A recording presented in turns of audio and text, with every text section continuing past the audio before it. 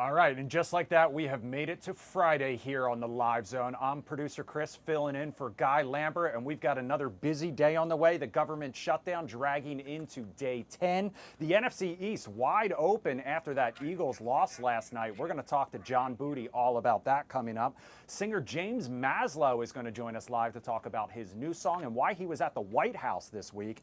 And then later, we've got a new list of what to watch this weekend, and it might be a good weekend to hunker down and watch some new shows and movies because Tucker Barnes says we've got some rain on the way. He joins us now. Well, I do. To talk all about that weekend forecast.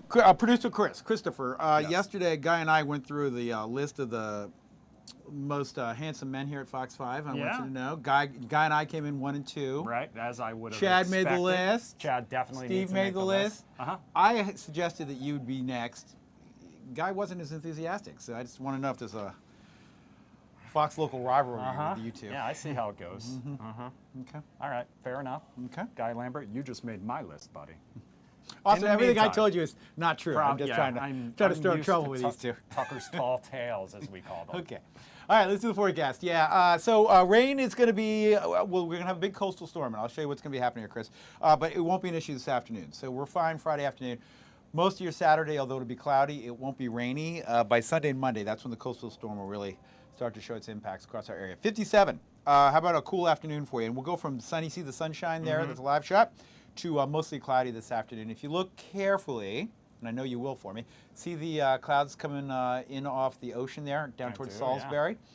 Yeah. They will make every effort to cross the bay, and they don't care about stopping for traffic. They're just going to keep coming. They don't care about our weekend plans at all. They don't care at all about what day of the week it is, and they will continue to increase this afternoon. So we'll go mostly cloudy. Games tonight, Friday night football. You got plans tonight? Yeah, we'll be overcast, or generally overcast. We will not be rainy. Big weekend storm going to shape up. It's getting its act together down into the Carolinas. See it down there at the very bottom of your screen, down here, South Carolina? Yes, I do. That will become what we call a coastal storm. A coastal nor'easter will take shape, and it will scoot up the coast tomorrow, and then really Sunday and Monday. And then what's going to happen is it's going to get kind of stuck across just to our east here Sunday into Monday, and it'll continue to throw winds and rain at our region, especially along the beaches. The further east you go, especially east of the bay, impacts will be greater. Around here, we're going to have periods of rain Saturday night, maybe as early as Saturday afternoon, but really Saturday night, Sunday into early Monday. And hopefully we'll get it out of here in time for the Commanders game, which is Monday night. Monday night, taking on Chicago. Forecast needs to be watched carefully. There are no warnings, and I don't think we'll have flooding concerns here in D.C., but out at the beaches, we'll have to watch it because winds could gust to tropical storm, maybe 40 miles an hour. Will it have any impact on the beach itself? I know you yes, guys talked that about would be a some big erosion. concern. If it kind of batters away for 24 hours straight, it will cause some erosion. So beaches really need to be ready for it. If you have interest down there, just make sure your house, I mean, this is not a hurricane, but it'll be a large storm, so it'll be, you'll want to watch it here. All right, well, we will keep an eye on it. Thank you, Tucker, as always. And if you want to stay up to date with the forecast all throughout the weekend and you don't have Tucker Barnes to turn to, you can go to the Fox local app, Fox 5 Weather on the Go. That's where you watch us as well.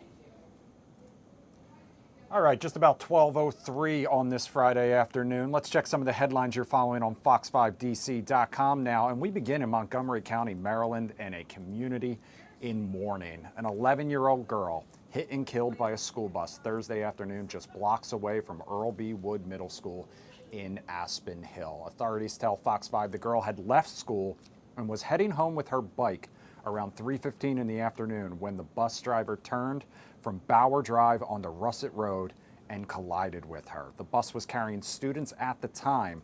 Police say those students on board immediately called 911. Neighbors also rushed to the scene and helped shield the girl's body with a tarp to help protect those traumatized students. Fox 5's Melanie Alnwick was live on the scene this morning. She says it is still unclear whether the girl was walking or riding her bike at the time of the crash. Grief counselors were on hand today to support the impacted students and their families. The investigation into the accident is ongoing. Next up, some breaking entertainment news that hits close to home. Another Real Housewife of Potomac star arrested. TMZ says Dr. Wendy Osefo and her husband Eddie have been booked for criminal fraud charges. According to the documents TMZ obtained, the star is facing 16 charges, including 7 felonies, and this has to do with insurance fraud.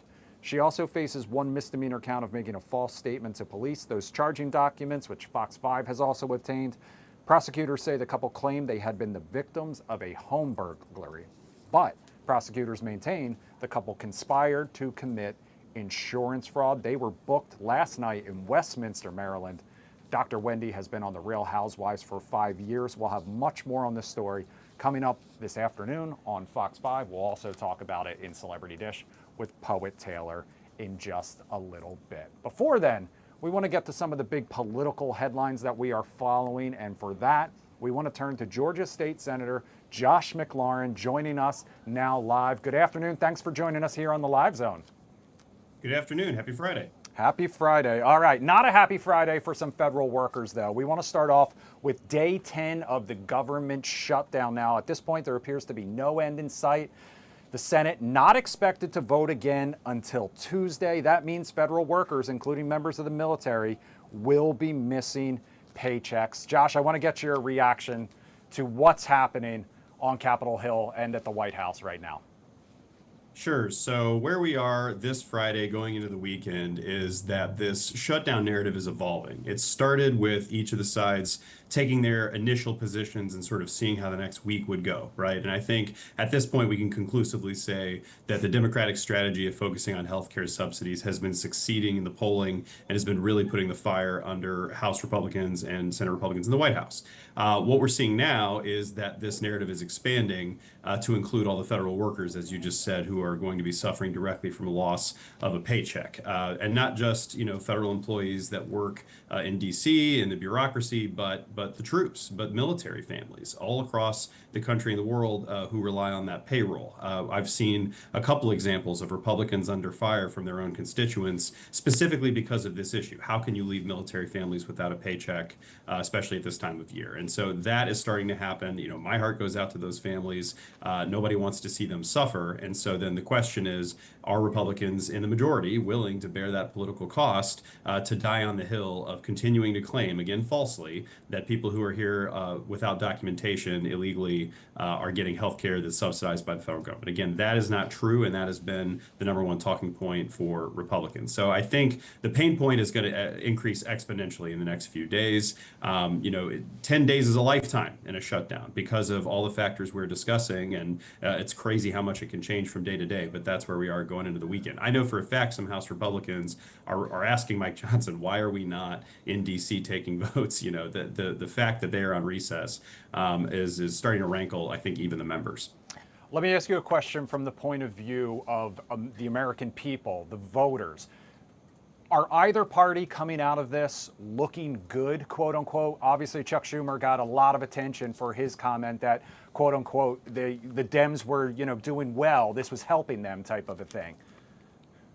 Yeah, that's problematic language. I mean, I'm an attorney, and when you hear an attorney talk about a case that's a quote unquote good case because the facts are really bad and because people are really suffering, nobody likes that, right? We shouldn't be referring to circumstances that involve a lot of pain and suffering for everyday people as somehow good or advantageous. So I disagree with that choice of words. But what I will say is I think the point he's trying to make is that Republicans are owning this shutdown. And as I've said before on this program, this is a marked difference from years past where shutdown has typically been Republicans' favorite talking point, favorite thing to happen, because Democrats are the ones who ultimately were more committed at that time to reopening the government and caving and giving concessions. I just don't see that happening this time for all the overarching reasons that we're discussing right now, particularly the healthcare subsidies. It's one thing for both parties to try to spin the facts. It's another thing for consumers to open up their healthcare.gov open enrollment portals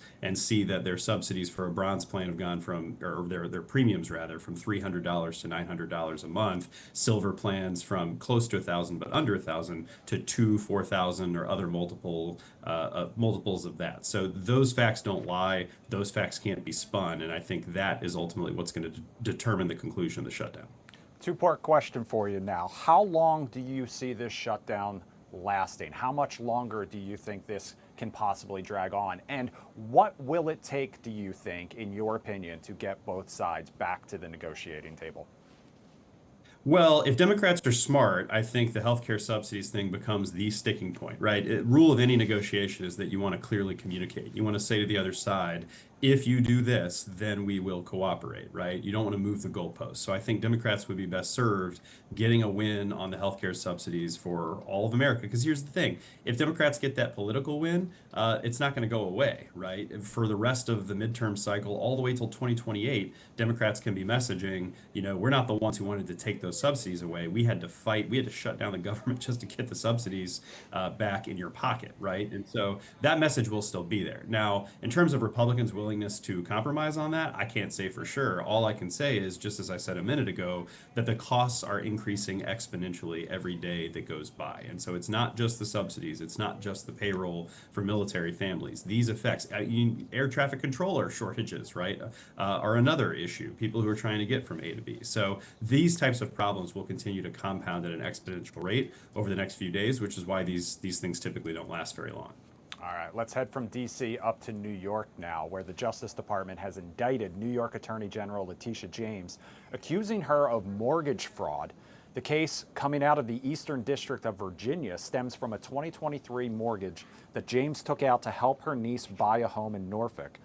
James calling the claims baseless and a weaponization of the justice system, the same way President Trump characterized the way she won a civil fraud case against him in New York. You mentioned you are an attorney, or attorneys in the language that they speak of. This weaponization claim and what is happening right now. How do you see this playing out? Well, the Democrat can say that something's weaponized, a Republican can say something's weaponized. I happen to agree with the New York Attorney General that this is being weaponized. But the reason that I talk about rhetoric versus reality is just look at what happens. Look at the ultimate result.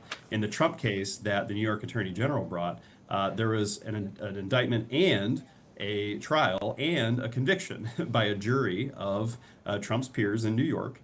And it was over 30 felony counts that the jury found that he was guilty of himself for fraud, right? So that went all the way to a jury, which is the best system that the world has devised for justice, is to submit a case to an impartial jury and render a decision. And so the proof was in the pudding there. You got the real result. I think what we're going to see is the complete opposite in this case. We're going to see a court system that is very reluctant to move this indictment forward. We'll see a jury, if it ever gets to that, which I doubt it would, that is not willing to play along with this kind of game. I think it is payback, plain and simple. And the reason is because Trump said he was going to do it, just like so many other things, like mass deportation. He promised that he was going to take revenge on his enemies. And in this case, he's very angry that the New York Attorney General brought him through the criminal process in New York, and he wants to get his revenge. We've already seen this with James Comey as well. A federal indictment that was based on the flimsiest of allegations and evidence that ultimately probably will not survive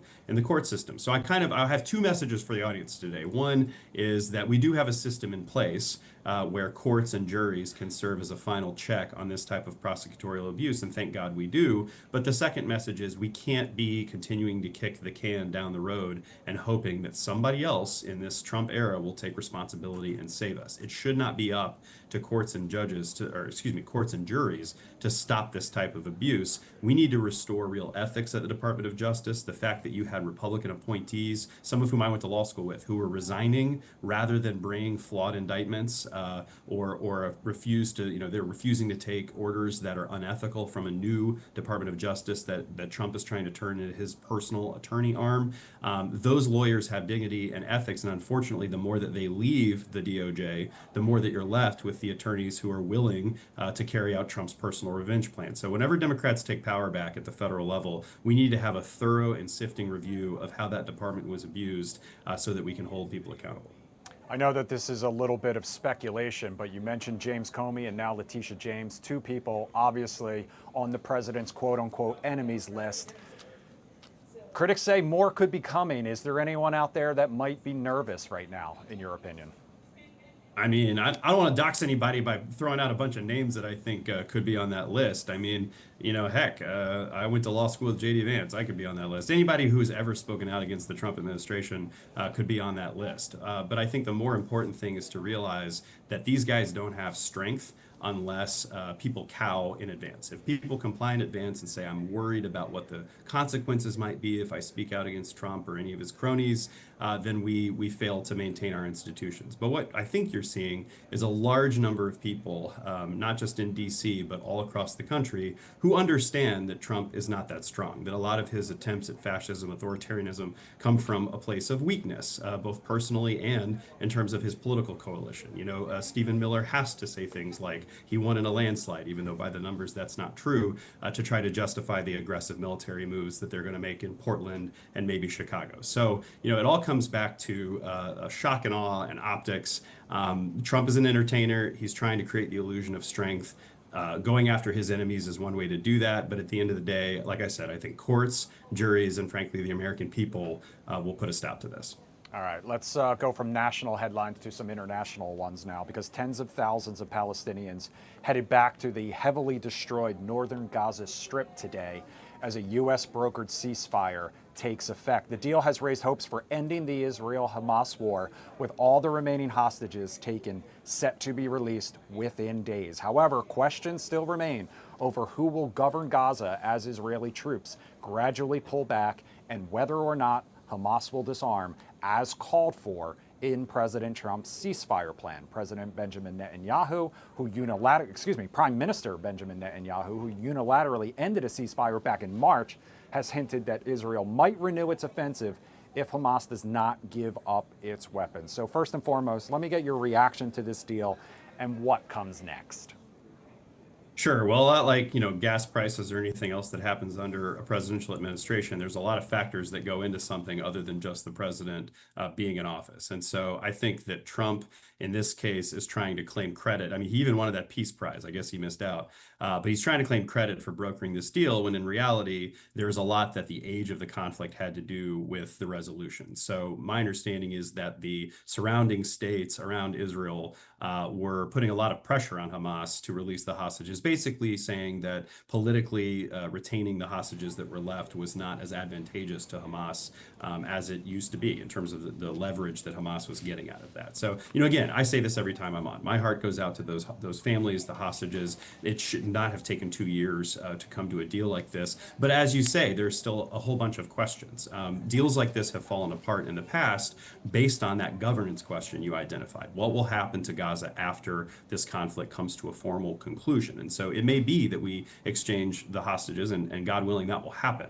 But it may still be that there's a question about governance and political resolution that, you know, in the aftermath. What Israel has done in Gaza has left a huge vacuum. Not to say that Hamas should fill it. They certainly shouldn't. They're a terrorist organization. But this question that, you know, lots of people have tried to solve over the last few decades is what happens in terms of political governance of that territory. And if anybody's telling you that there's a simple solution to that, or that it's all figured out, or that Trump is, you know, good at the art of the deal, it's no match for the history and the entrenchedness of this conflict. So I really am just waiting and watching. I certainly don't have any answers here in Georgia, and I don't think anybody that's saying that there is a final answer here has it. We just have to see each day that goes by what kind of progress is made.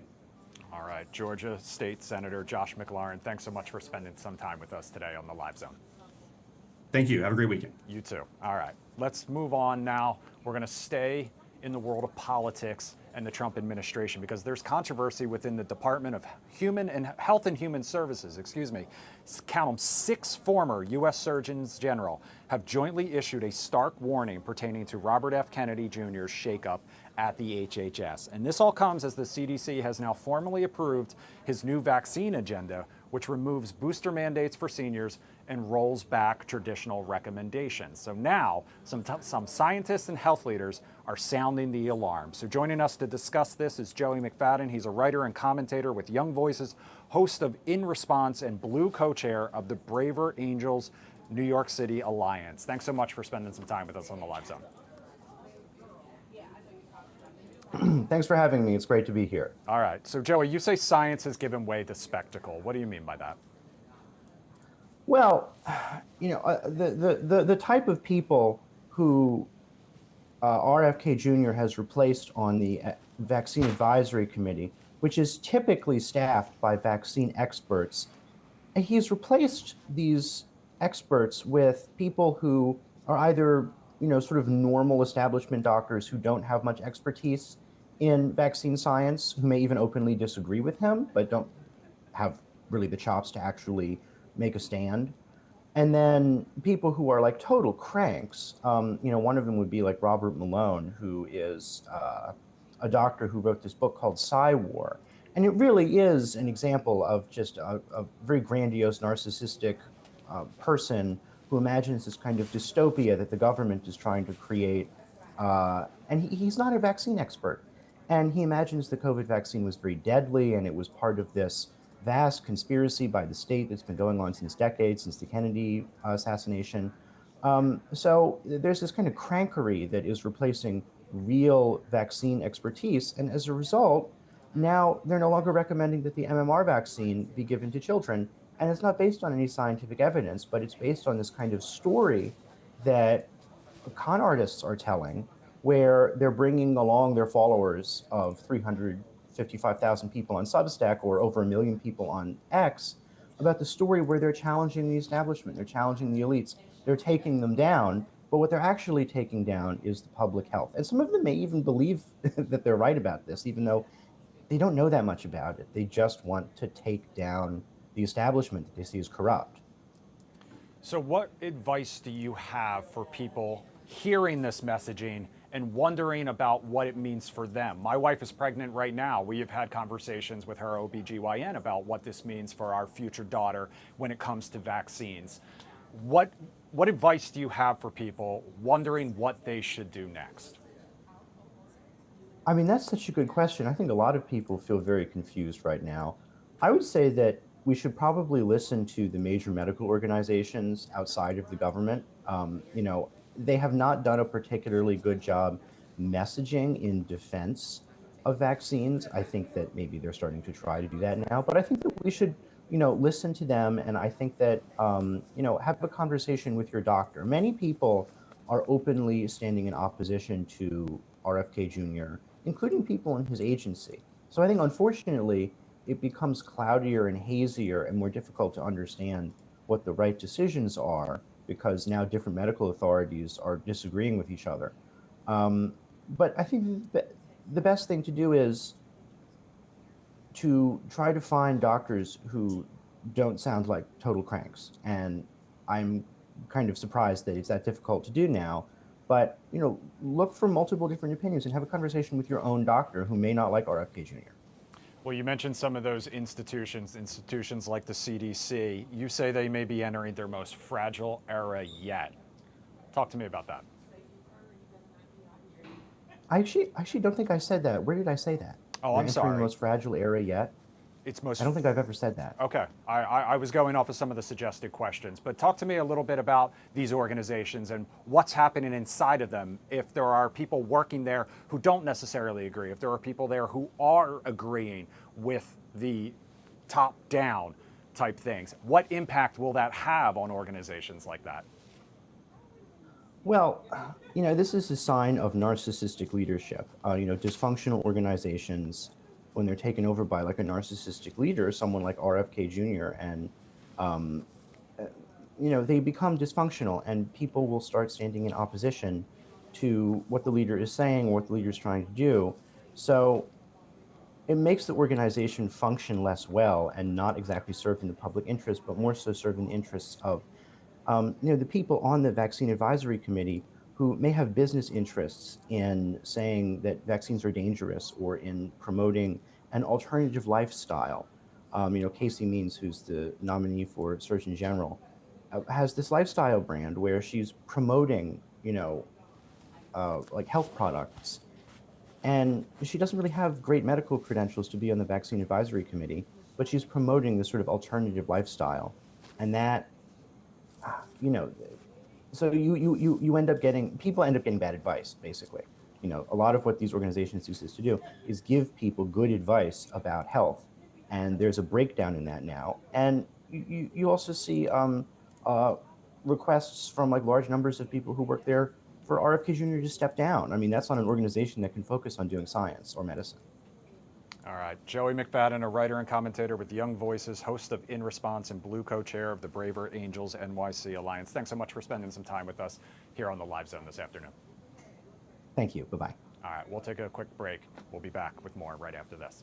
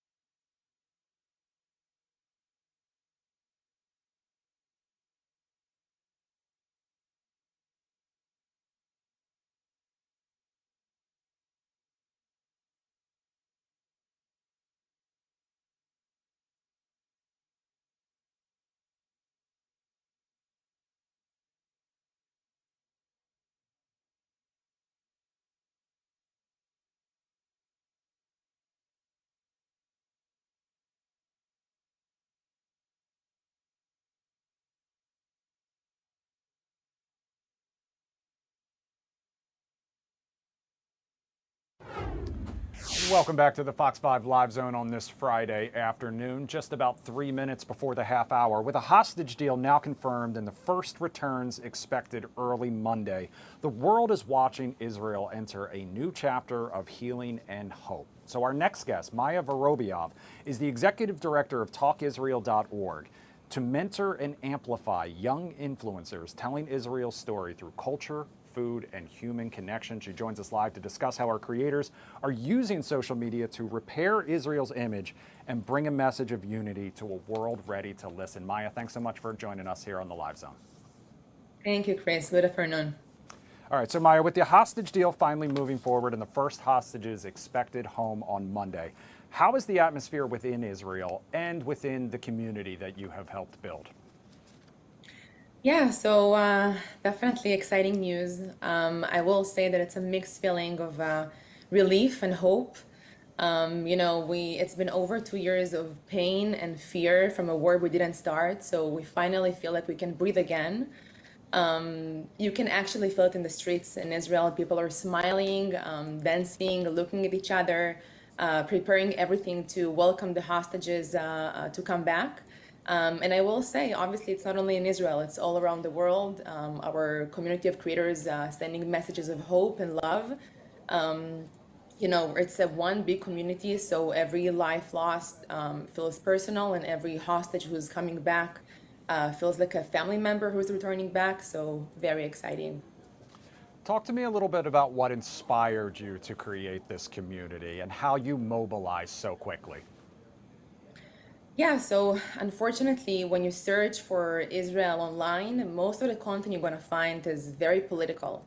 You're going to see soldiers, graphic images, very, very negative content. And when you look for other countries like Dubai, Italy, or any other country, you're going to find a very positive and nice content about culture, food, its people. So we really wanted to show what Israel has to offer. Besides the conflict. So obviously there's war going on and it's complicated, but it's not black and white. There's amazing people. It's an amazing country full of creativity and resilience and strong community. And we really wanted to highlight that. I will say that unfortunately, most of the information that Gen Z are getting from social media is full of misinformation and disinformation. And we wanted to really highlight personal and authentic stories. Well, you kind of mentioned that your creators became what you call digital first responders. What kind of impact did that have over the last few years? Yeah, so I will say that, they're not ambassadors. We encourage them to post about their own niche and about their hobbies, about whatever they want to, about their personal connection to Israel, to the land, to the country, to its people, if they have families in Israel or if they're traveling for a vacation in Israel. Their impact during the war was huge. So we actually, all the content we produce is data driven, and we found out that more than 70% of the Gen Z who watched the content actually shared that they changed their minds about Israel and have more positive view of it and even wanted to visit it one day. So definitely a huge impact. So with this phase one part of this deal, this peace deal, moving forward with the hostages set to begin returning home, what are you hoping happens with your creators as they continue to operate in what I imagine you hope will be a less hostile online environment? Yeah, so they're reaching millions of views, and they just want to share their personal experiences and stories. I really recommend to follow Israeli creators to really understand what's going on. Most of the information we're looking on social media is just full of negativity, and these creators are sharing personal stories. So if you are interested in the topic and you care about what's happening, just don't let the headlines be the only, thing you see. Follow the real stories. Try to connect to the humor, to the music, to the real people, and get your news from, the real places. And if people do want to follow along, how do they find some of those creators that you are talking about? So you can follow us at Talk Israel Creators on Instagram, YouTube, or TikTok, and you'll see different faces and different amazing creators. So yeah. All right, sounds great. Thank you so much for spending some time with us. Maya Vorobyov, the Executive Director of TalkIsrael.org. Have a great day. Thank you, Chris. You as All well. right, we'll be back with more Live Zone coming up right after this.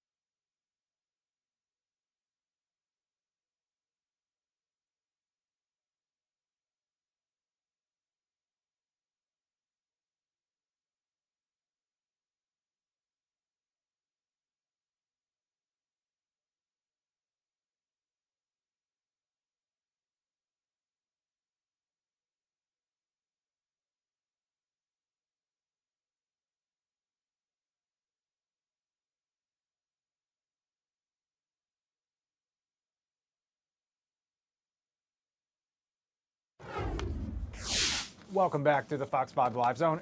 Excuse me, I Got excited for our next topic. It's Friday. That means we got to talk a little football. The Commanders gearing up for their game against the Bears.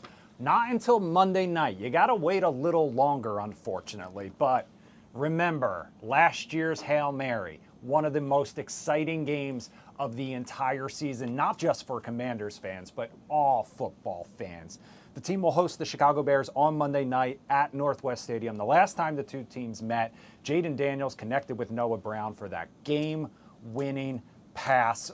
John Booty, NFL analyst, joining us now live to talk more about this game and what's going on in the NFL. Thanks so much for spending some time with us today.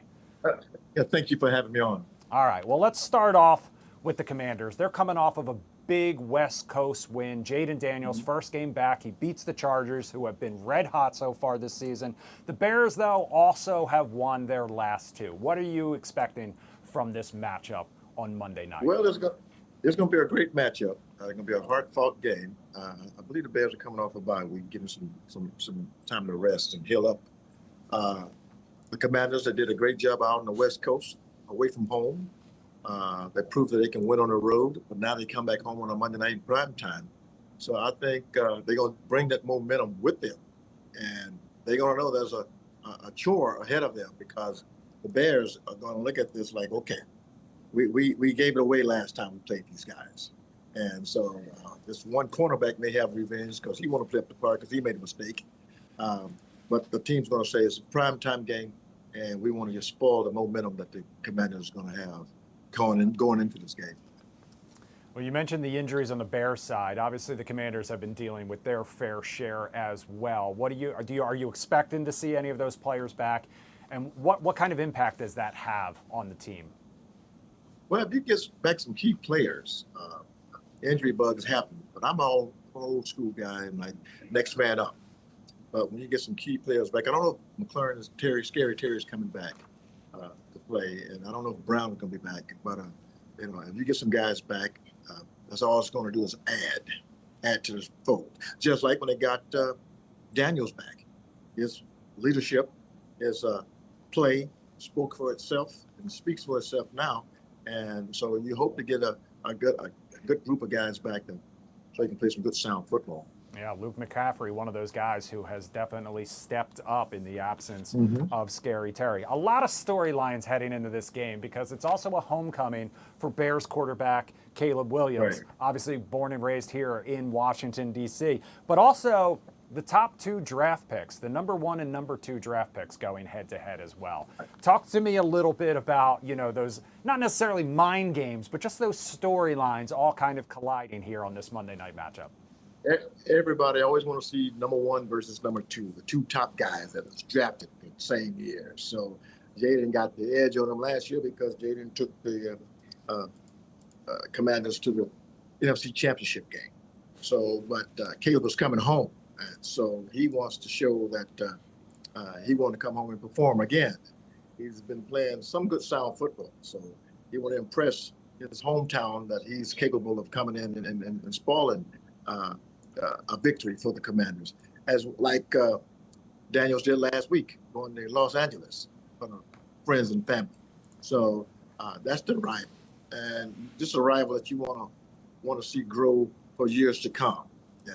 These two quarterbacks vying for the time to fighting for the position to be the best quarterback in the league, as well as Super Bowl champs. So we mentioned, obviously, this is a Monday night matchup. Tucker keeping a close eye on the forecast. This will be a shorter week for the Commanders as a result, but also that primetime game, the lights, everything that goes into that. What kind of impact does that have on the players' preparations? Well, back in the day when I played on Monday nights, mainly there was the thing starts at 9 o'clock. But anyway, it's 8:20 game, and nobody else is playing but you. You're the prime, so prime game. You're the prime players. So you're like, hey man, I gotta go out and perform. It's Monday night football. As a kid growing up, that's all we loved on Monday nights. Watching that game, the only game on TV. So now it's the same way pretty much. Every once in a while they have 2 games on a Monday night, but this is the only one, right? So the guys going to be excited because it's prime time. Your friends and family are watching across the country, across the world pretty much, and You just want to go out and perform, and you get extra excited for it because you want to perform on a Monday night, and you perform on big stages. That'll help you down the road when it comes to contract time as well. But not just that, but you just want to perform your best to help your team win football games. That's right. And win this game. And I think those burgundy and gold fans are also hoping for that momentum as they head into Dallas the week after. All right, speaking of Dallas, let's talk about the NFC East a little bit now, because obviously the Eagles and Giants going head-to-head last night. I'm a Philadelphia fan. It did not go my way on multiple fronts last night, from the Phillies losing in the NLDS to the Eagles kind of getting beat down by Jackson Dart, Cam Scatterbo, the whole Giants offense.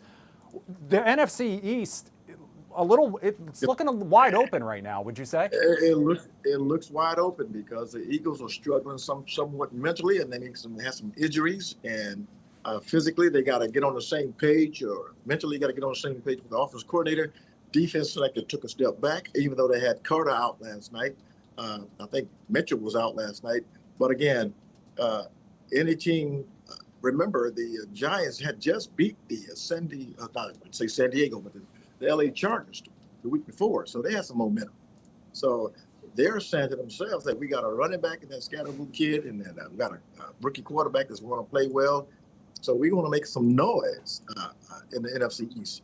And these Dallas Cowboys, they hang in there too. So the East it could be wide open if the Eagles don't get their act together mentally and physically. And just like the Commanders, they see there's a wounded dog in the front, and so they're gonna go after them as well. So the NFC East is a little bit wide open right now. Yeah, I mean, if the Commanders pull out the victory this Monday night, they'll be tied for first place with the Eagles with that 4-2 record. John, thanks so much for spending some time with us this afternoon. Thank you. All right, we'll be right back here on the Live Zone. Celebrity Dish coming up in just a little bit. We're talking more about that Real Housewife under arrest. We'll be right back.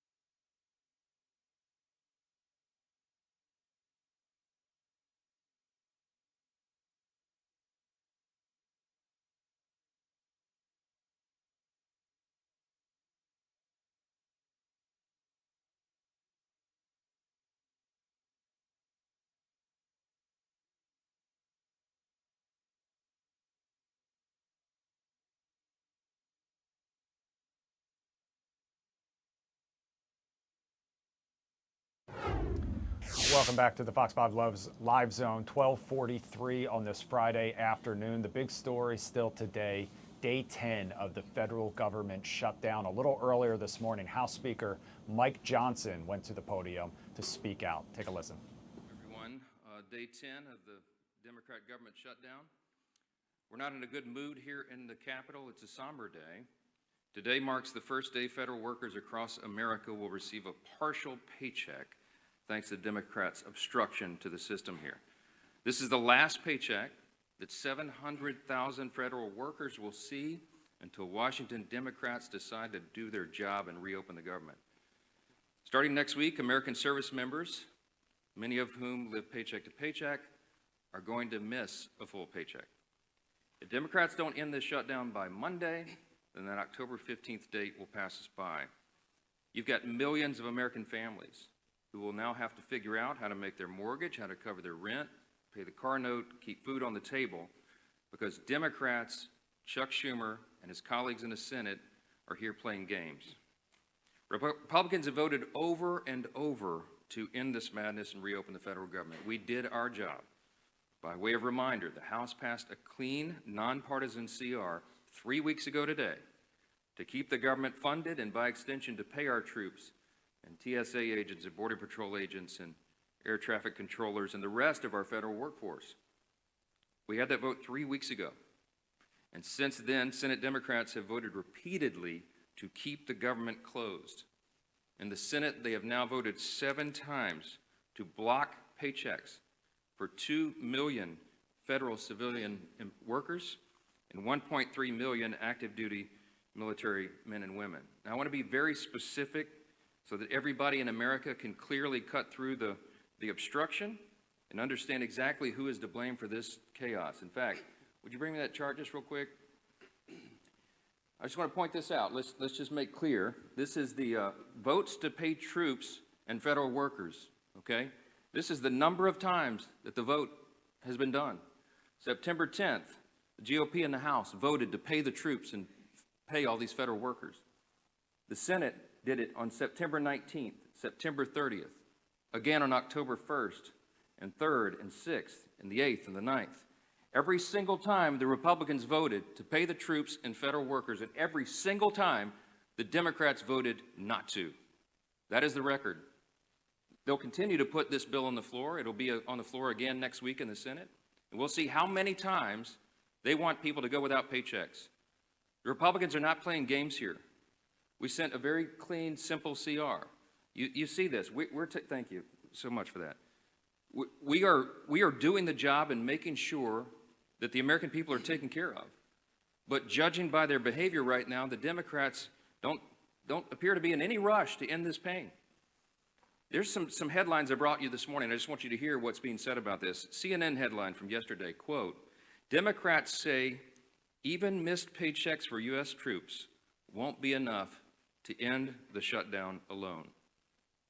For many of them, this is about showing a fight to President Trump. They have to show a fight against Republicans so they can appease who? The far left base of their party. It is shameful. And for what? Chuck Schumer, the architect of this shutdown, is trying to bow to the Marxist wing of his party. You heard him yesterday. He said in his own words, every day of the shutdown, he said, quote, gets better for us. Better for who, Chuck? For the Democrats in the Senate? So you can bow to the Marxist base and not get a challenge? Here's another headline from Politico yesterday. Quote, Chuck Schumer's critics are satisfied. Yeah, the far left base of the party is satisfied. They don't mind the troops go without pay and civilian workers are furloughed. They don't care. Former DNC chair David Hogg, he heaped praise on Chuck Schumer as well. This is what Chuck Schumer was after. This is what he desires. The praise from the far left. David Hogg said, quote, give credit where credit's due. This is a big step up. A big step up. While you're delaying flights, while you're making people go through this pain. The co-founder of the far left group Indivisible said this yesterday publicly, quote, Chuck Schumer hasn't surrendered yet. I call that progress. There's one inescapable fact. It's a glaring fact that everybody in America can see. Chuck Schumer is hurting real Americans for his own political survival. I'm going to say that again. Chuck Schumer is hurting real Americans for his own political survival. If you're a service member who's not getting a paycheck, it's because Chuck Schumer has to appease the Marxist.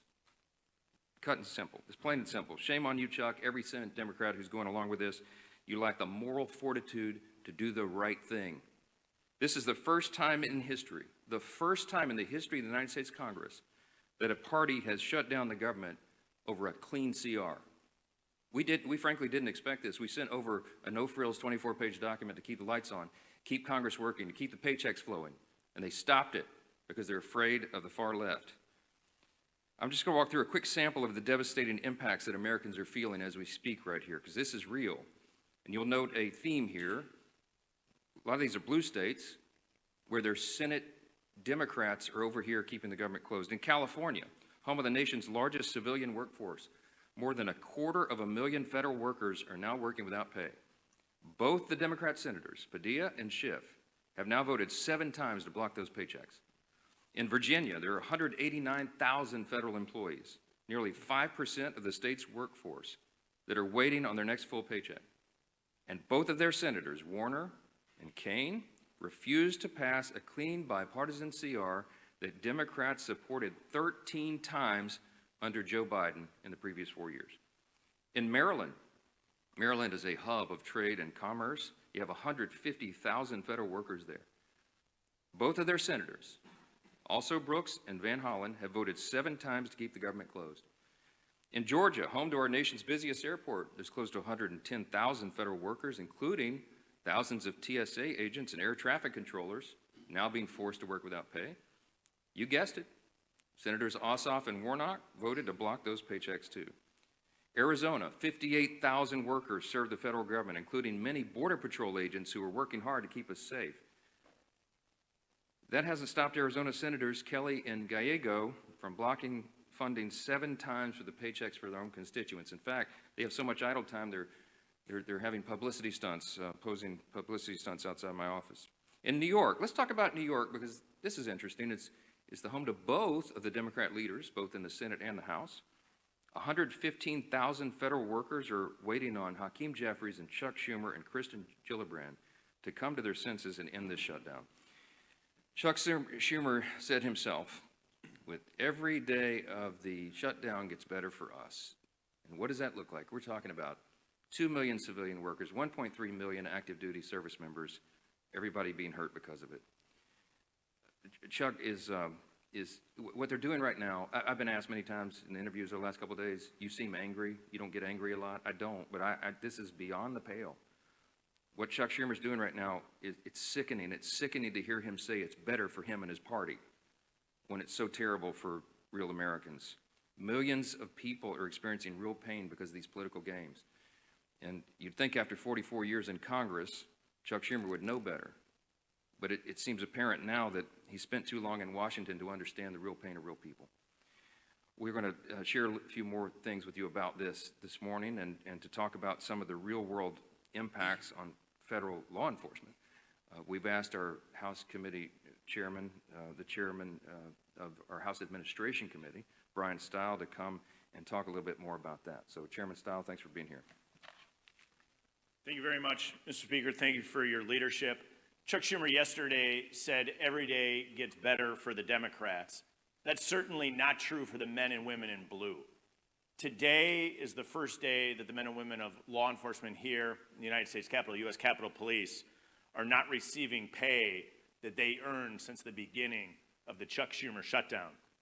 As this continues, the chaos and consequences of the Schumer shutdown continue to build.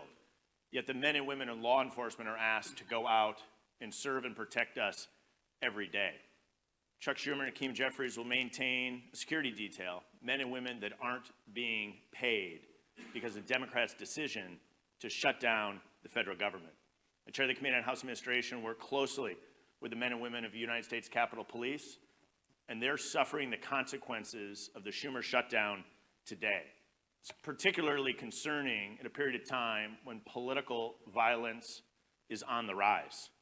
Senate Democrats have voted to shut down the federal government 7 times. That's 7 times to defund our police. I'd ask Chuck Schumer if it's getting better for the men and women of Border Patrol who are on the border securing the United States of America. I'd ask him if it's getting better for the United States Marshals who are doing incredibly dangerous work on behalf of our country in every state. I'd ask him if it's getting better for the United States Secret Service, who's protecting the President of the United States. Chuck Schumer has put politics over people. It's getting better for his politics, he thinks. It's not better for the people of the United States of America. We should be standing with the men and women of law enforcement who are doing their job to protect us And I think it's incredibly unfair and unjust that the men and women of Capitol Police have not received the money that they earned since the start of the Chuck Schumer shutdown. With that, I want to introduce our leader, Steve Scalise. Well, thank you, Chairman Stahl. And as the Speaker pointed out, too, it's disgraceful that not only are we in this shutdown because Chuck Schumer is only concerned about appeasing the most radical elements of his base, but time and time again, 7 times now, you've had other Senate Democrats join in with him to keep the government closed. And they're feeling some pressure, but what they're trying to do now, both Democrats in the House and Senate, is trying to shift the blame away. While they're voting to shut the government down, they're trying to blame other people. Let's be clear, and the Speaker showed it. We've had actual votes on the House floor to keep the government open. We've had those same votes on the Senate floor. You can see who has been voting to pay our troops, who has been voting to pay our TSA agents, our Border Patrol agents, and who are those people that are voting to shut it down, to deny pay to our troops. It's crystal clear. And you can go see the voice votes, the record votes. Members of Congress, House and Senate, have actually cast votes over and over again on whether they want to keep it open or shut it down. You don't have to wonder about a blame game. Gee whiz, both sides are blaming the other side. Just go look at the votes. There have been actual votes in the House and the Senate, 8 different times now, between the 2 chambers to open the government down. And Republicans have said, yes, let's keep the government open while we negotiate our differences. And Democrats continue to say no so they can appease their radical base.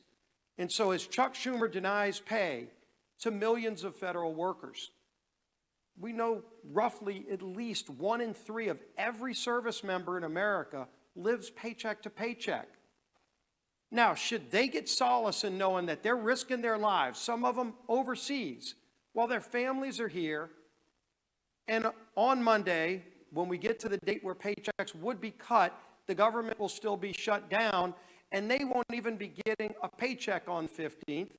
Rent will still be due, mortgages will still be due, car notes will still be due for those service members risking their life. Should they take solace in knowing that at least it's a good day for Chuck Schumer? At least Chuck Schumer feels like the shutdown's working good for Schumer. That's not going to give solace to any of those families. Instead, it actually increases the anger of the families all across America who are seeing the real cost of this shutdown. They know who's voting to shut the government down, but now they're feeling direct pain. And the only thing they hear from Democrat leaders that keep voting no is, oh, it's a good day for us because the far left is patting us on the back. Do they really need a participation trophy to feel good about themselves while they inflict pain on millions of people? It's disgraceful. And as the Speaker pointed out this morning, one of the other things that's being reported now is that one of the dates it looks like they're holding the government hostage over is the 18th of the month, where they're having this Hate America rally in Washington. And Democrats want to keep the government shut down to show all of those people that are going to come here and express their hatred towards this country that they're fighting President Trump, that they're keeping the government closed as if it's something to be proud of. They ought to be ashamed. If they had any shame, they would come back, they would open up the government, and then we can negotiate our differences, which are very, very large on a lot of these issues. But in the meantime, we all know who's doing this. The votes are crystal clear. The public can go see who's voting to keep the government open, who's voting to shut it down. Chuck Schumer and his Democrat colleagues who are doing this need to look themselves in the mirror and start working for the American people instead of being so concerned about appeasing their far left radical base. With that, our whip, Tom Emmer.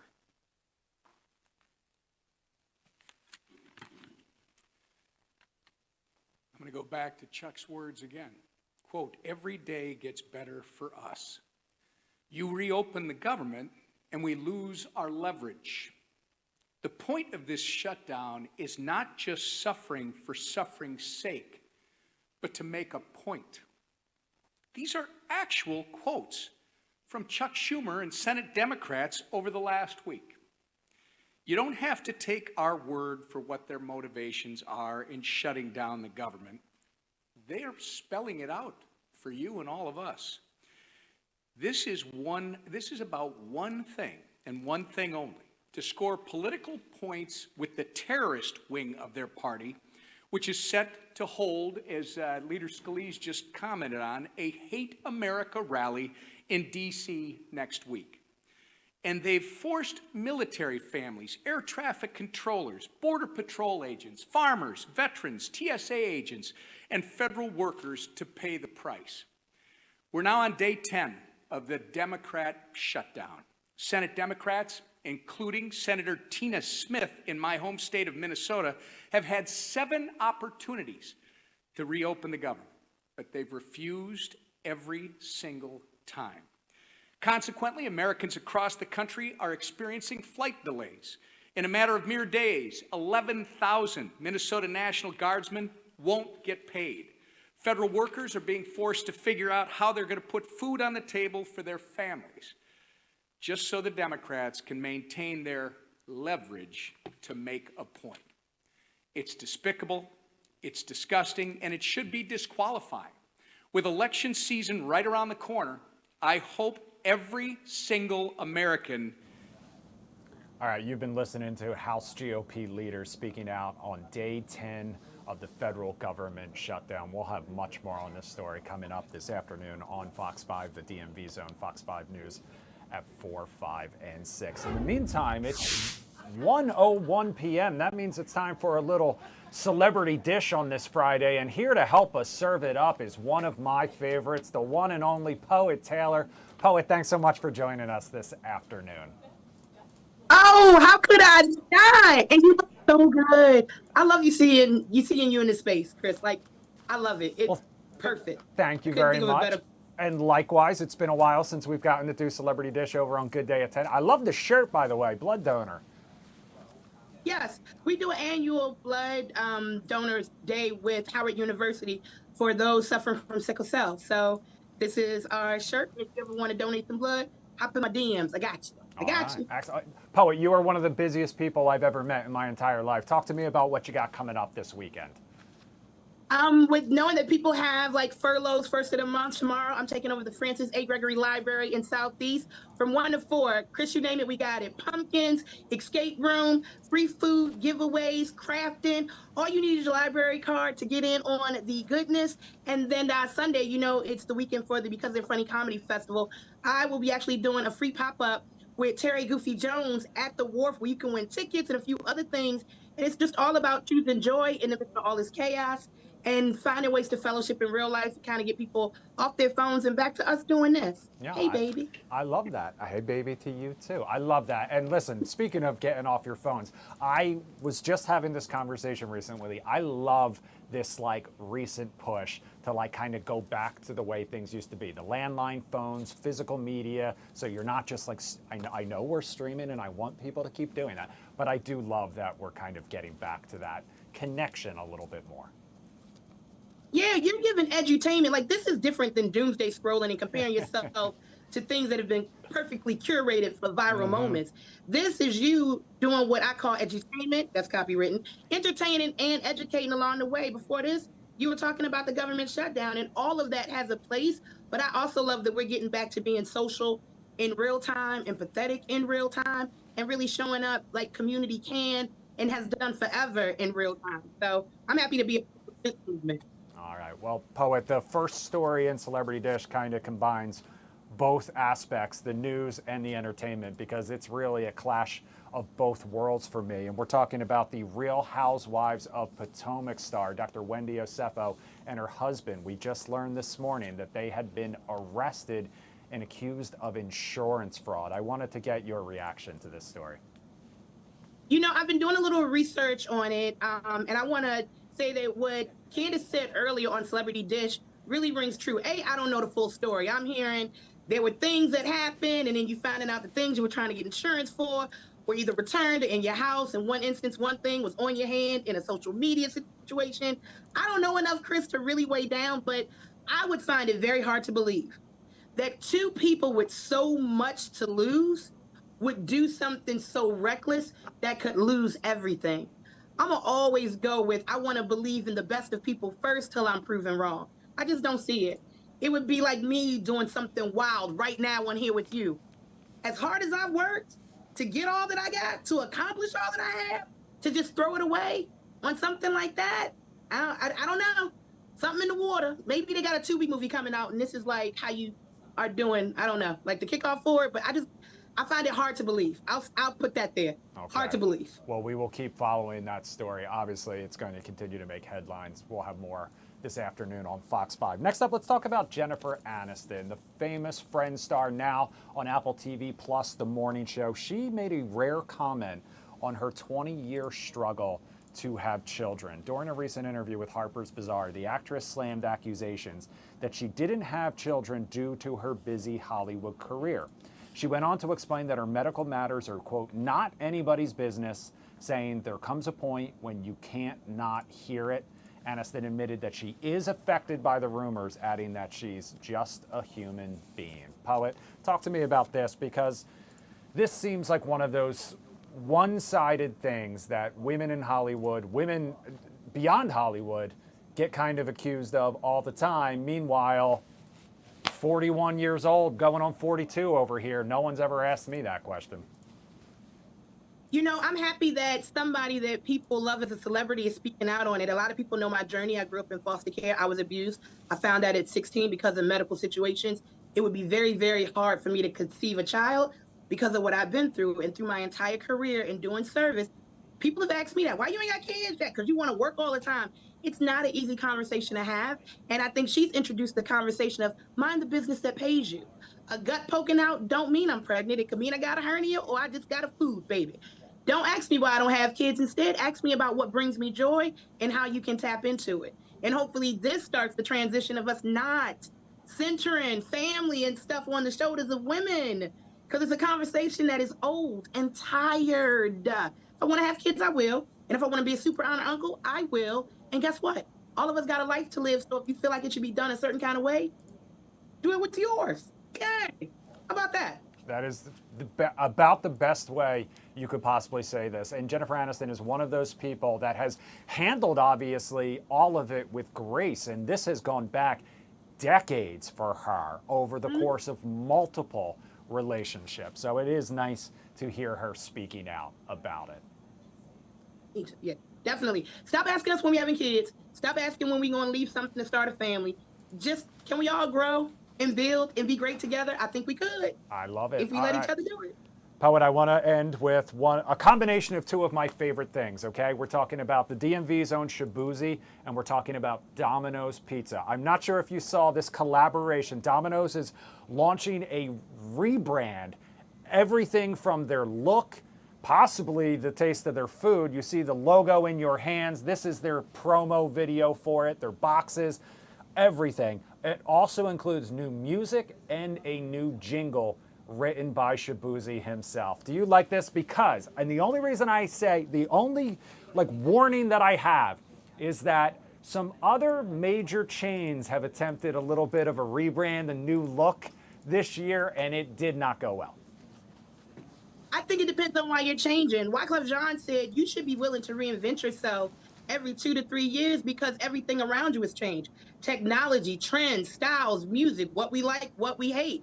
I think Domino's saying, listen, our coin ain't coining like it used to. What can we do different? And trying some things is something maybe that all of us could learn from. Think of people who've been furloughed, been doing the same thing for maybe years and don't know that they have some skill sets that they can transfer into doing all these other things. So Domino's, as long as the cheese is melted and I get to my garlic butter, I am here for it. I will always support a business that taps into community when they want to evolve and use community aesthetics. Ain't gonna be mad at it. Now, if the pizza's trash, we're gonna have a problem. If it's a fancy box of pizza. But if we can merge the two and they can bloom in something different in this garden, in this season, who are we to deny that? I hope they should have used me as a spokesperson. Yeah, they should. Listen, they've already tapped into some DMV potential. There's more to spread the wealth. Listen, I will say, I mean, Domino's with that 2 for $6.99, $8.99 deal or whatever they do, many, many, many a night have I found myself falling victim to that. As you should. It's good. Yeah, and now the shabuzi is just the icing on the cake. Poet, I also, Yes. I was sitting here watching you, and I have to comment on your, I can only see one of your earrings, and it looks like it's a Nintendo character. Is that a Super Mario? Yeah, it is. Yep.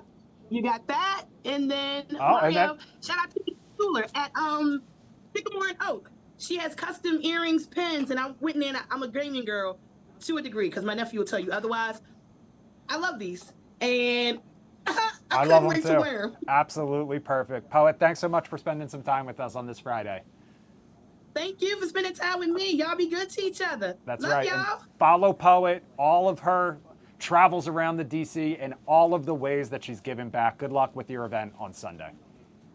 Thank you. All right, we'll catch up with you later. Coming up next, we'll have much more Live Zone a little later. We are talking about what makes DC one of the worst areas to drive, because drivers here know already that it's terrible, and now science is backing it up. We'll be right back.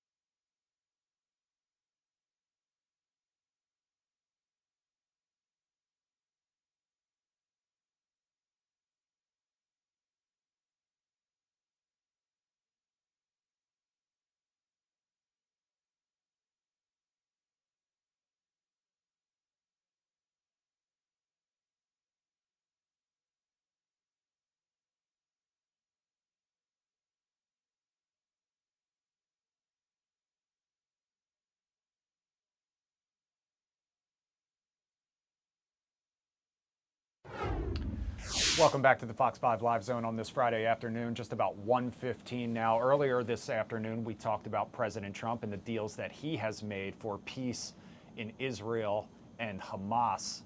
Now we're talking about the deals the First Lady has been making, because apparently First Lady Melania Trump says she has maintained a direct line of communication with Russian President Vladimir Putin about Ukrainian children held in Russia.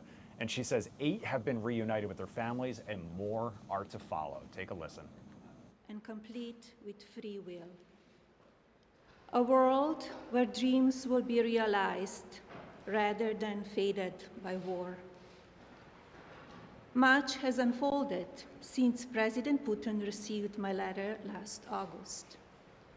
He responded in writing, signaling a willingness to engage with me directly and outlining details regarding the Ukrainian children residing in Russia. And since then, President Putin and I have had an open channel of communication regarding the welfare of these children. For the past 3 months, both sides have participated in several back-channel meetings and calls, all in good faith. We have agreed to cooperate with each other for the benefit of all people involved in this war. My representative has been working directly with President Putin's team to ensure the safe reunification of children with their families between Russia and Ukraine. In fact, 8 children have been rejoined with their families during the past 24 hours.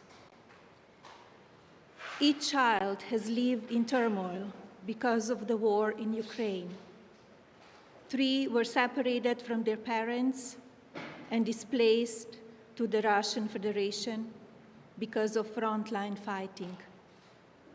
The other 5 were separated from family members across borders because of the conflict, including 1 young girl who has now been reunited from Ukraine to Russia. I have learned a lot about this matter during the past 3 months. Russia has demonstrated a willingness to disclose objective and detailed information reflective for the current situation. The Russian Federation provided biographies and photographs of each child involved in this week's reunification, along with an overview of the social, medical, and psychological services afforded to the Ukrainian children. Further, I was provided a detailed report which verified the identities and circumstances of these 8 individuals. The US government confirmed the facts contained within this document are accurate. It is important to note the original verification report was jointly prepared by the Commissioner of the Verkhovna Rada of Ukraine for Human Rights and Office of the Russian Presidential Commissioner for Children's Rights. As First Lady, this is an important initiative for me. It is built on shared purpose and lasting impact. My ongoing mission is twofold: to prioritize, to optimize a transparent, free-flow exchange of health-related information surrounding all children who have fell victim to this war, and to facilitate the regular reunification of children with their families until each individual returns home. Additionally, I have raised concerns regarding those who were minors at the time they were displaced by the war, but have since reached adulthood and currently reside in Russia. Given the dangers of traversing this war-torn region, Their safe return requires coordinated assistance. Accordingly, Russia has agreed to rejoin the individuals who have turned 18 within a short period of time. Again, this remains an ongoing effort. Plans are already underway to reunify more children in the immediate future. I hope peace will come soon. It can begin with our children. Thank you. Madam First Lady, are you speaking with President Putin? All right, that was First Lady Melania Trump announcing the reunification of 8 Ukrainian children with their families. She made that announcement at the White House earlier today and says more are to come. We'll take a quick break. Coming up next, we are talking to former big-time Rush star James Maslow about what he was doing at the White House earlier this week. We'll be right back.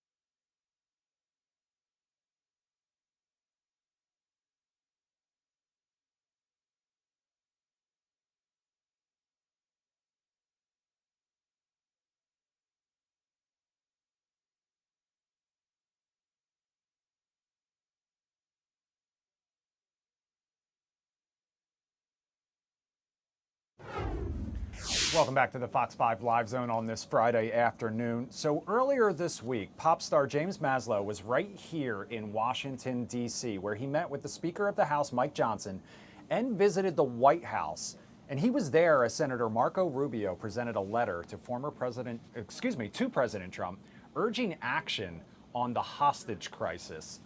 James Maslow has been using his platform to push for the release of the hostages held in Gaza, and his new song, On My Mind, which he joined us right here on the Fox 5 Live Zone just a few short weeks ago to talk about. It was created with 2 Israeli artists and filmed entirely in Israel. It showcases the country's beauty and resilience even in wartime. And now, with a hostage deal confirmed and release is expected early Monday, James says he hopes the song will become a celebration of freedom, family, and hope. And James joins us now live here on the Live Zone. Welcome back.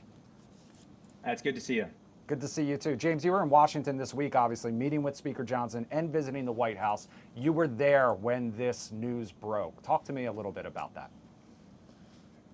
It was an honor to be able to speak with several senators and congressmen. I wasn't actually able to meet with Speaker Johnson yet. We're rescheduling for another time because of the shutdown. But several people made themselves available in the White House, at Capitol Hill. And it was encouraging. Quite frankly, it was. I went there to try and convey the message from many college students I had met with, including at GW the day before, who have dealt with the most ridiculous amount of anti-Semitism that this country has ever seen, at least in my lifetime. And the response I got from the White House and from Capitol Hill was a resounding understanding of how bad the situation is and an assurance that they are working diligently to combat this the same way that I have and a lot of my friends have been doing online. So what was the experience like being there in that moment? Well, there was a glaring difference between the organization that I went and joined for a vigil on October 7th at GW, a predominantly Jewish student body assembled of 300, 400 young adults, and they spoke about peace. They spoke about a path forward. Many of them spoke about the Palestinian suffering in Gaza and their desire for A, the hostages to be returned, and B, very closely, to have this war end and have there be peace and prosperity for all people. And I thought it was a beautiful message that I echoed. And then we walked around the corner and there was a huge protest, screaming, yelling, calling for an intifada, calling for the death of Jews and the death of America, American democracy. And to me, it is such an obvious and staunch difference of sides. I hate that we're being made to pick sides. I don't believe that anti-Semitism should be a partisan issue. However, if you have to pick between the one or the other, to me, it is just such a ridiculous thing to even be talking about. So you've been outspoken about the hostage crisis, obviously, and even walked with students and families calling for their release, like you mentioned. So what inspired you to take on that advocacy personally? Well, to the point I just made, I feel that so many people are being cornered and forced to pick a side. And I don't think anybody wins when we do that. So the purpose of On My Mind, purpose of creating a song, adding some amazing Israeli artists to it, filming in Israel, was to bring a little bit more of a fair visual and representation to the Israeli people, who are not the Israeli government. I want to be very clear about that. I think it's wildly unfair to conflate the Israeli government and their actions with the Israeli people. In fact, we don't do that with anyone else. We don't do that with China or Russia or North Korea. And it's my way of attempting to illuminate the beauty, the diversity, and the welcoming country that I know and I love to the rest of the world, to hopefully have a little bit of a positive relationship to Hebrew if they hear the song and hear Hebrew for the first time, and to Israel if they see the music video and see this beautiful, wonderful, inviting place for the first time. So we spoke to the founder of TalkIsrael.org a little earlier, the executive director, Maya, and she talked about how her team of influence are helping kind of spread the same message that you are working to spread, and also how she hopes that now she can kind of be met in a less hostile online environment. Are you hoping that as hopefully this peace deal advances and those hostages come home, this music video can be that sort of celebration of hope and unity? 100%. That's exactly what it's meant to do. It is meant to unite, not to divide.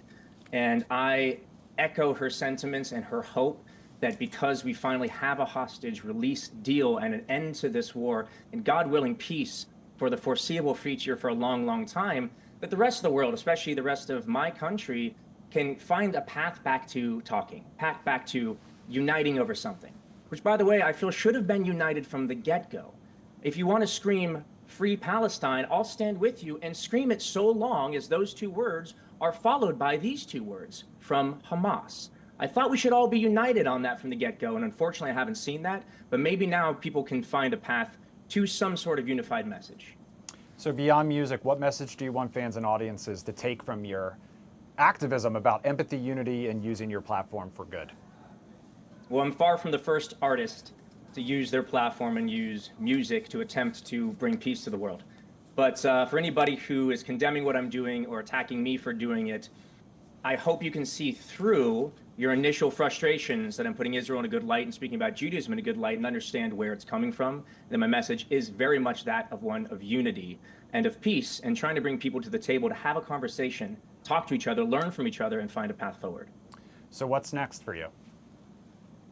What's next? Well, the band and I are still on tour, so we actually go to Europe for November and December, and then South America and all over for the next 6 months or so. So between then, I'll be at several more colleges. I'm going to be speaking to students, encouraging students, and trying to listen and learn about what they're going through and continuing to use my platform to try and bring people together. All right. Well, I know you mentioned that you've rescheduled that visit with House Speaker Mike Johnson, and so hopefully that means you'll be right back here in the nation's capital soon. And when you do, hopefully you can swing by and stop by the Live Zone once again, because you're becoming a regular now. I guess so. I will certainly be back in D.C. at some point soon, and I look forward to stopping in person. All right. We look forward to it, too. Thank you so much for spending some time with us here on this Appreciate Live it, Zone sir. on this Friday afternoon. All right. James Maslow joining us live. We'll take a quick break. More Live Zone coming up right after this.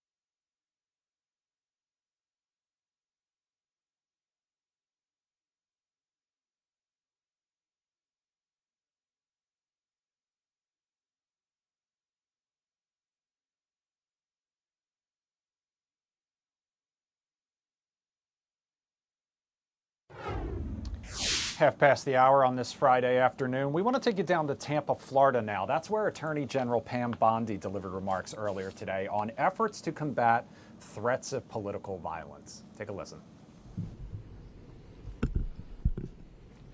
Good morning. Thank you all for being here, and thank you, Lieutenant Governor, for being here. We've been living through a horrific cycle of political violence in this country. We've seen attacks against police officers, federal agents, including the deadly shooting in the ICE facility in Dallas. Night after night, Antifa wreaks havoc on our streets of our cities. In Minnesota, a gunman murdered a state lawmaker and her husband. It was horrific. An anti-Semitic lunatic tried to burn down Governor Shapiro's house while he was in it with his wife and young children. This week, authorities arrested a man outside a Catholic church in Washington, D.C., with hundreds of explosive devices. And on September 10th, our nation stopped in its tracks with the assassination of Charlie Kirk. We miss him dearly. Unfortunately, I'm here today to talk about similar threats that were made against Benny Johnson and his wife, Kate. Benny's a well-known media personality, carrying a message very similar to Charlie's, grounded largely in faith and love of country. Just days after Charlie's assassination, Benny received a letter at his home where he and Kate are raising their beautiful, beautiful young family. The author of this letter made it very clear that he hated Benny because of his views, and he wanted Benny dead. This was a coward hiding behind a keyboard who thought he could get away with this. That's why we're standing up here today. You are not going to get away with threatening people in this way. And I'm proud to announce that we have arrested the author of this letter. George Isbell Jr. was taken into custody this morning, and we are charging him federally with mailing threatening communications. It is a crime, and if convicted, he is going to prison. This was incredible teamwork. Benny called me right away. Chief Burkall, thank you. You were on it right away. Matt Fodor and all the FBI agents. Thank you, U.S. Attorney Kehoe. All of the U.S. Postal Service, FBI, state and local law enforcement working together. This is what it's about. And we are going to catch you if you think you can do something like this. We don't care if you're across the country in California. We will find you, we will arrest you, we will extradite you, and we will bring you to justice.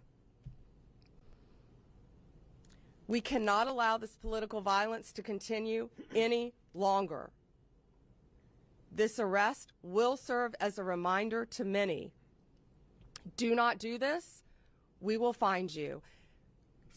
Greg Kehoe is going to give some details of the incident, of the horrible crime, and we're not going to get into specifics of what's in the letter.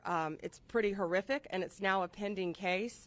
But I just want to thank all of the law enforcement officers standing behind me, and I want to thank Benny and Kate for standing so strong and fighting for their views and not cowering in fear, but coming out and supporting their faith and their values. Thank you. Thank you, General. Just preliminarily, I'm Greg Kehoe, the U.S. Attorney for the Middle District of Florida. I just want to introduce some of the individuals that are here at the podium so you can put names to faces, and they have all participated in this. As the General has said, this was a coordinated effort. In my far right is Rodney Crawford. He's the Assistant Special Agent in charge of the FBI. Next to him is Blad Rojo, who's the Inspector in charge for the Postal Service, and Mark Glass is behind me. Right behind me, he is the Commissioner of FDLE, and last but certainly not least is Chief Lee Burkall of the Tampa Police Department. You know, often we talk about coordinated, organized efforts by law enforcement to get something done, and I will tell you this is a textbook example of that. This letter came in to Mr. Johnson and his wife. They immediately contacted the Tampa Police Department. Lee Burkall and his folks at Tampa Police Department got on this letter right away. right away pulled in the FBI, pulled in FDLE. The Postal Service was able to track where this letter was sent from in San Diego in a miraculously quick period of time. FDLE turned around the fingerprints that were obtained from the particular letter to identify George Russell Isbell on this matter.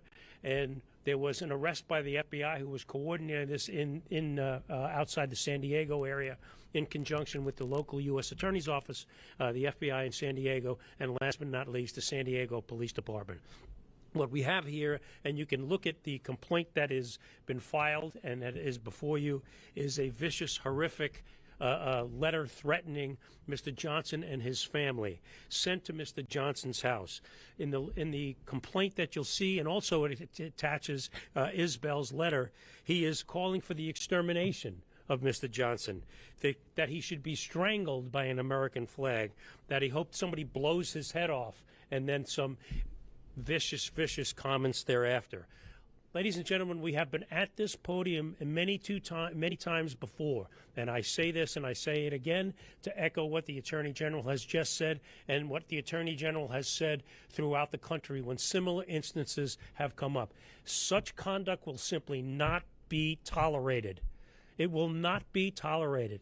If you send a communication to anyone, anyhow, anywhere, where you are threatening individuals with harm, you will be prosecuted by the United States Department of Justice. And you will be prosecuted while we bring all of the joint assets of law enforcement, as you see here, the Tampa Police Department, the Florida Department of Law Enforcement, the United States Postal Service, and of course, coordinating this is the Federal Bureau of Investigation.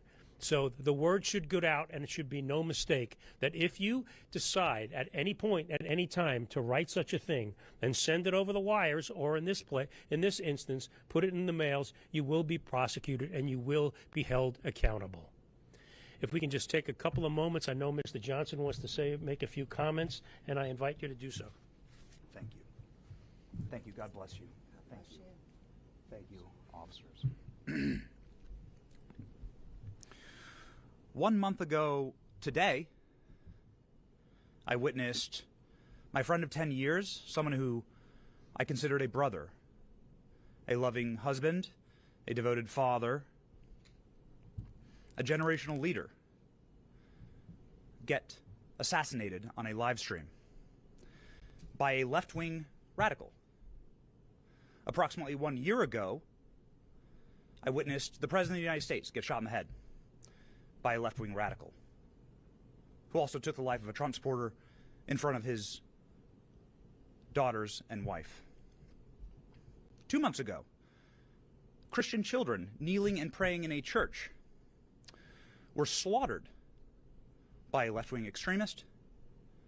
And 2 weeks ago, federal law enforcement was shot at multiple sniper rounds in a federal facility by a left-wing extremist. If it's happening every single week, is it that extreme? Or has the Democrat Party mainstreamed violence as a political tool? The individual who wrote me described why he wanted me dead. I was a white, cis, Christian Trump supporter. They described in great detail how I would be killed in an open field just like Charlie, how much blood would come out of my head and neck when it was blown off. This individual described orphaning my 4 beautiful children and widowing my wife with great joy.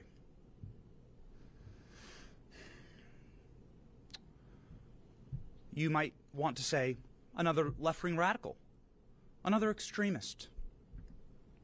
And to that, I would like to direct your attention to the state of Virginia, where Democrats have nominated and are about to vote for the chief law enforcement officer in that state, a man who has done the exact same thing,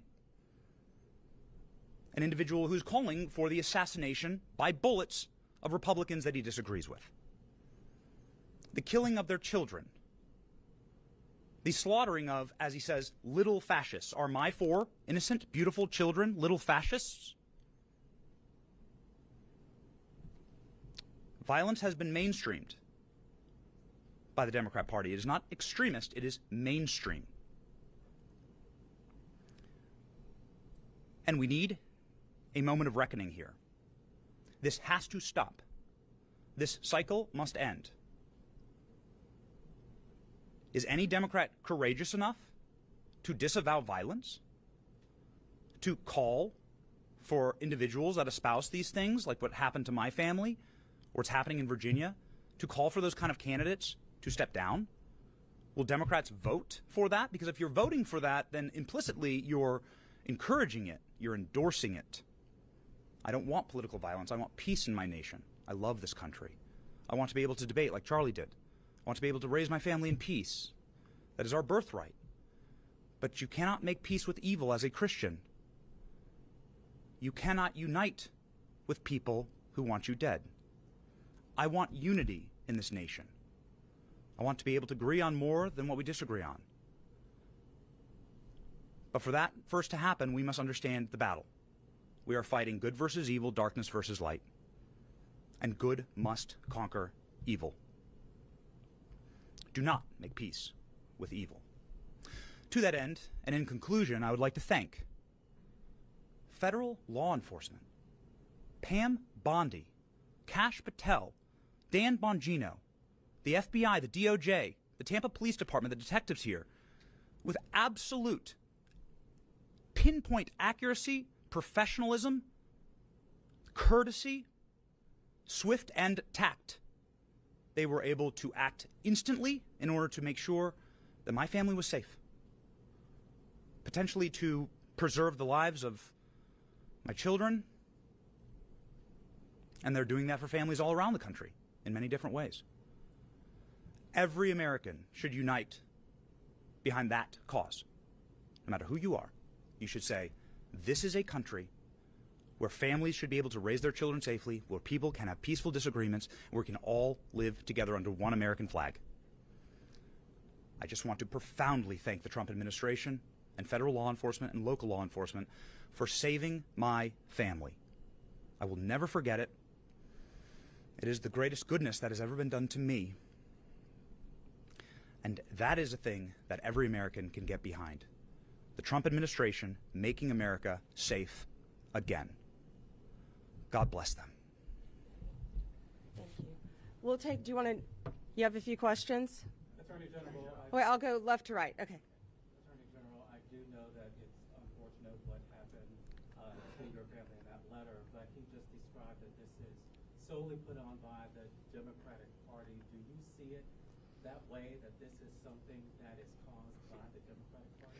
No, and I just talked about what happened in Minnesota to a Democrat, what happened in Pennsylvania to a Democrat governor. No, this was a left-wing radical, absolutely. The same type of person who murdered and assassinated Charlie Kirk. That's what we're talking about here today. But it doesn't matter who you are. If you commit an act of violence, a written threat through the mail, we are going to find you. These men behind me are going to hunt you down and find you. This guy thought he got away with this, and he thought he could hurt Benny and his family, and it's not going to happen. We have open cases, other open cases all over this country, and we're going to find you. Any other question? Yes, hey. Sure. A couple questions. One is just about the case itself. Does this fellow, was he found to have any means of carrying it out? Did he have firearms available? This is an ongoing investigation. The man is in custody. I will defer that question until the appropriate time because it is still very much under investigation and following all the leads that we possibly can. And that's a very good question. I wanted to ask also, Sure. just during Charlie Kirk's funeral, the president said, I disagree with Charlie. I hate my opponent. I don't want the best for him. Would you encourage the president, just given what we're talking about here and the seriousness and how people take every word and use it to reinforce their preconceived notions about people, someone crazy could act on words like that. Would you encourage the president to not say things like that? The president said nothing about violence, absolutely nothing. And that was in response, I believe, to amazing Erica Kirk talking about her forgiveness. And he was saying how brave and bold she was and how difficult it is to forgive the person who assassinated. No, I'm not worried about that because that was not said. That was not said. No act of violence was said. If anyone is sending a threatening communication through the mail like they did to Benny Johnson, we're going to find them and we're going to prosecute them. It doesn't matter what side of the aisle you're on. Thank you all. Have a great weekend. Thank you. All right, you've been listening to the Attorney General Pam Bondi giving an update on an investigation into a threatening letter that was sent to conservative influencer Benny Johnson announcing the suspect's arrest, decrying political violence, especially in the wake of Charlie Kirk's assassination last month. Much more Live Zone on the way right after this break. We'll be right back.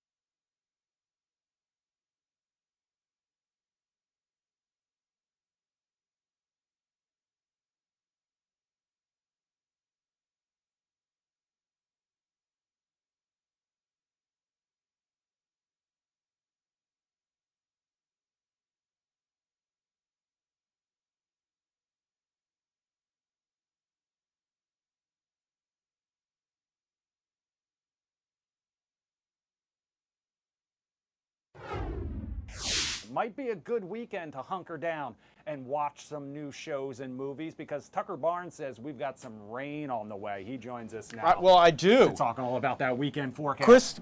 Producer Christopher, Yes. yesterday, Guy and I went through the list of the most handsome men here at Fox 5. I want you to know. Guy and I came in 1 and 2. Right, as I would have Chad expected. made the list. Chad definitely Steve needs to made make the list. Uh-huh. I suggested that you'd be next. Guy wasn't as enthusiastic, so I just want to know if there's a Fox local rivalry with you two. Yeah, I see how it goes. Okay. All right, fair enough. Okay. Guy Lambert, you just made my list, buddy. Also, In the everything I meantime, told you is not true. I'm just trying to stir used trouble to with these two. Tucker's tall tales, as we call them. Okay. All right, let's do the forecast. Yeah, so rain is going to be, well, we're going to have a big coastal storm, and I'll show you what's going to be happening here, Chris. But it won't be an issue this afternoon. So we're fine Friday afternoon. Most of your Saturday, although it'll be cloudy, it won't be rainy. By Sunday and Monday, that's when the coastal storm will really start to show its impacts across our area. 57. How about a cool afternoon for you? And we'll go from sunny, see the sunshine there, that's a live shot, to mostly cloudy this afternoon. If you look carefully, and I know you will for me, see the clouds coming in off the ocean there, down towards Salisbury? Yeah. They will make every effort to cross the bay, and they don't care about stopping for traffic. They're just going to keep coming. They don't care about our weekend plans at all. They don't care at all about what day of the week it is, and they will continue to increase this afternoon. So we'll go mostly cloudy. Games tonight, Friday night football. You got plans tonight? Yeah, we'll be overcast, or generally overcast. We will not be rainy. Big weekend storm going to shape up. It's getting its act together down into the Carolinas. See it down there at the very bottom of your screen, down here, South Carolina? Yes, I do. That will become what we call a coastal storm, a coastal nor'easter, will take shape, and it will scoot up the coast tomorrow, and then really Sunday and Monday. And then what's going to happen is it's going to get kind of stuck across just to our east here Sunday into Monday, and it'll continue to throw winds and rain at our region, especially along the beaches. The further east you go, especially east of the bay, impacts will be greater. Around here, we're going to have periods of rain Saturday night, maybe as early as Saturday afternoon, but really Saturday night, Sunday into early Monday. And hopefully we'll get it out of here in time for the Commanders game, which is Monday night. Monday night, taking on Chicago. Forecast needs to be watched carefully. There are no warnings, and I don't think we'll have flooding concerns here in D.C., but out at the beaches, we'll have to watch it because winds could gust to tropical storm, maybe 40 miles an hour. Will it have any impact on the beach itself? I know you Yes, guys talked that about would be a some big erosion. concern. If it kind of batters away for 24 hours straight, it will cause some erosion. So beaches really need to be ready for it. If you have interest down there, just make sure your house, I mean, this is not a hurricane, but it'll be a large storm, so it'll be, you'll want to watch it here. All right, well, we will keep an eye on it. Thank you, Tucker, as always. And if you want to stay up to date with the forecast all throughout the weekend and you don't have Tucker Barnes to turn to, you can go to the Fox local app, Fox 5 Weather on the Go. That's where you watch us as well. All right, we will continue to have much more streaming here on Fox Local and Fox 5 DC's YouTube page throughout the day. Coming up a little later, President Trump announcing a drug pricing deal. That's scheduled for 5 p.m.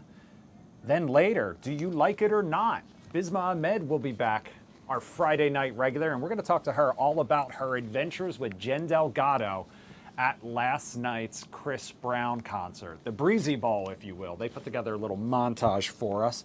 Coming up next, though, it's the Take It Two. I'm going to be joining Homa Bash, Cam Rogers, and Angie Goff to talk about all of the latest hot topics today and getting your take on them as well. Thank you to everyone who joined us right here on the live zone this afternoon. Also, if you're looking for something, I promised a little what to watch a little earlier. If you're looking for a way to spend your rainy weekend, we do have some new options. Couple new series, couple new movies. The Last Frontier streaming on Apple TV+. It's kind of like Con Air meets The Fugitive. Then on Netflix, we have The Woman in Cabin 10, an investigative journalist played by Keira Knightley, investigating a woman who went overboard, maybe it's a little bit of a mystery thriller. You can catch that one now. And then streaming on Prime Video, one of my favorites and my pick for the weekend, John Candy, I Like Me. It's the new documentary all about his life, interviews with all of the stars who knew him, including his family and friends, some archival footage as well. That's going to do it for us, though, here. For producer Emmy, I'm producer Chris. Have a great weekend. Have a great afternoon. The Take It Two coming up next.